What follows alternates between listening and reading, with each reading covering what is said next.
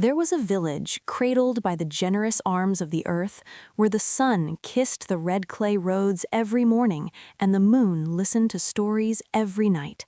And in this village there lived a young woman named Adanma. Now, if you were to ask anyone, from the smallest child chasing a wooden hoop to the oldest griot with a memory longer than the river, they would all say the same thing. Adanma was beautiful. It was a fact as plain as the sky is blue. Her smile was like the first glimpse of sunlight after the rains.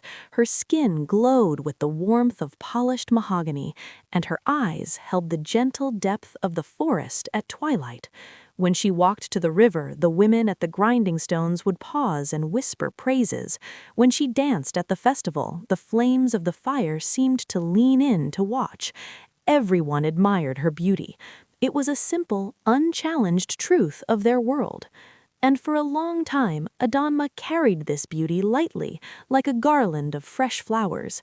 She would thank the elders for their compliments with a soft voice, help her mother pound yam without fuss, and share her laughter freely with her friends. The beauty was a part of her, but it was not the whole song of her. It was merely one note in a melody composed of kindness, diligence, and a good heart. But as seasons turned, a subtle change, quiet as a shifting shadow, began to settle upon Adanma. The constant chorus of admiration started to find a home deep within her. She began to hear not just the kindness in the words, but the power of them. She started to see her reflection not as a fleeting glimpse in the water, but as something to be studied, maintained, and presented. The humble pride she once carried began to harden, ever so slightly, into a quiet vanity. She spent more time braiding her hair into intricate patterns, more time selecting the most vibrant dyes for her wrappers. The smile she offered became measured, graceful performances. The help she gave began to feel like a favor bestowed from a height. Her beauty, which was once a gift she shared with the village, became a treasure she guarded, a pedestal upon which she now stood alone. Her wise mother, Mama Efe, saw this change with a heavy heart. One afternoon, as the sun painted long gold fingers across the floor of their hut, Mama Efe called Adanma to her. In her hands was an old wooden chest, its surface worn smooth by generations. From it, she drew an object wrapped in soft indigo cloth. "My child," Mama Efe said, her voice a low rumble of concern, "you walk as if you are afraid the earth will soil your feet. The village sees your face, but I fear they are beginning to forget your heart." Adanma protested gently, saying she was only embracing what the people celebrated. With a sigh, Mama Efe unfolded the cloth to reveal a hand mirror.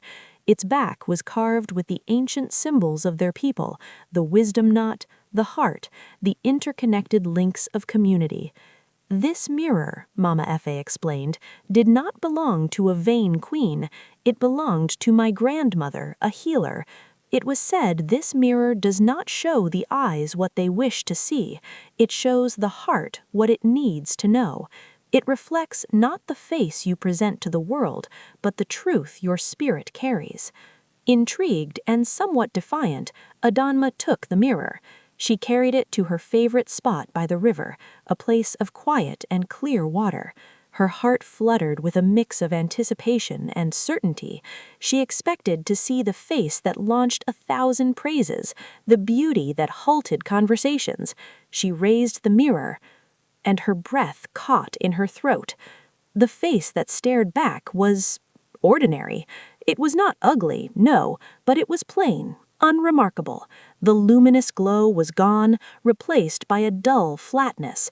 The captivating depth in her eyes had vanished, leaving them looking shallow and unsure. The famous smile, when she attempted it, seemed strained and without joy. It was the face of a stranger, a woman stripped of the very quality that defined her in the eyes of all. This was not trickery of light or a flawed glass. The carving on the back seemed to pulse with a quiet, ancient energy. This was the truth, and it was devastating. A cold wave of disbelief, then horror, washed over her. She dropped the mirror as if it had burned her. "It's a lie," she whispered to the rustling reeds, "a cruel lie." But a deeper, more terrifying part of her wondered. She snatched the mirror up again. The same plain woman gazed back, her expression now of dawning despair. The admiration of the entire village, the turned heads, the sweet words, had it all been an illusion? Had she been living a dream, and this ordinary visage was the waking truth? From that moment, the world changed color for Adanma. She returned to the village square, but the vibrant hues seemed muted. When the chief's son, Kato, a young man of good character who had always spoken to her with genuine warmth, approached her to invite her to a gathering, she could not meet his eyes. His kind words now felt like pity. "Why would you want me there?" she mumbled, her voice small and fragile, before turning away. She began to shrink from the very attention she once basked in, convinced it was now mockery disguised as courtesy. She heard laughter and assumed it was at her expense. She saw people looking and imagined they were comparing the glorious Adanma of yesterday with the plain impostor of today. The pedestal had crumbled, and she was lost in the dust of its collapse. In the darkness of her hut, she wept angry, confused tears before her mother. "The mirror is broken. It steals beauty," she accused. Mama Efe gathered her daughter's trembling hands. Her voice was steady as the ancient baobab. "It steals nothing, my child. It only reveals. Tell me, when you look at little Chima who is sick with fever, do you see only his sallow skin, or do you see the brave boy who tries to smile? When you look at old man Tunde with his clouded eyes and shaking hands, do you see only frailty, or do you see the stories he carries? This mirror looks at you the same way. The beauty the village first admired was never just the arrangement of your features. It was the light that came from within you, the light of your kindness when you shared your meal, the music of your laugh when you played with the children, the warmth of your patience when you listened to your friends. That light lit up your face and made it beautiful. But when you began to believe the beauty was the clay pot itself, and not the sweet water inside, the light began to fade. The mirror now shows only the clay pot, a perfectly fine but ordinary clay pot." The words struck Adanma with the force of a truth too long ignored. She sat in silence for a long time, the weight of her vanity feeling like a heavy, ugly necklace around her neck. She thought of the times she had dismissed a friend's trouble to protect her mood, the times she had chosen the prettiest task instead of the hardest, the way her own reflection had become her most important companion. She had traded the living, breathing light of her spirit for the cold, flat image of a face. With a resolve born of shame and a desperate hope, Adanma made a decision. She wrapped the mirror and put it away. She would not look at it again. Instead, she would try to remember, or perhaps rediscover, who she was before the beauty became a burden. The next morning, she did not spend an hour arranging her hair. She tied it simply and went to the well. She saw Mama Ngozi struggling with a heavy water pot. Without a thought for her wrapper or her posture, Adanma hoisted the pot onto her own head and carried it to Mama Ngozi's hut. The surprise and genuine gratitude in Mama Ngozi's eyes felt like a balm. Day by day, Adanma returned to herself, not the celebrated beauty, but the village daughter. She sat with the children under the silk cotton tree, teaching them the old songs, her voice regaining its old, unself-conscious joy. She helped at the communal farm, her hands growing dirty, her back aching, but her heart feeling strangely light.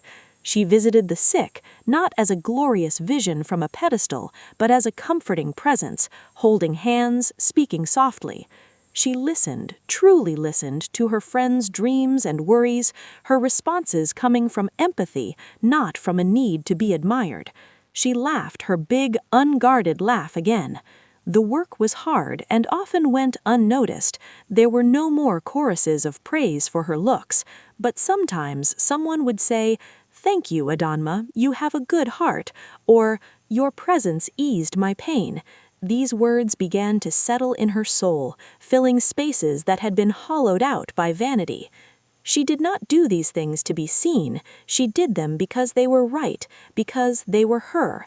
The doing became its own reward, a quiet rhythm that slowly rebuilt her from the inside out. A full cycle of the moon passed, the season of rains came and cleansed the air. One evening, drawn by a quiet impulse, Adanma went back to the riverside. The setting sun painted the water in hues of fire and gold. She felt different in her own skin, solid, real, unshakable. With a calm she had not known in a long time, she retrieved the wrapped mirror from her pouch. She unwrapped it slowly, the ancient carvings cool under her fingers. She took a deep breath, not of fear, but of readiness, and raised it to her face.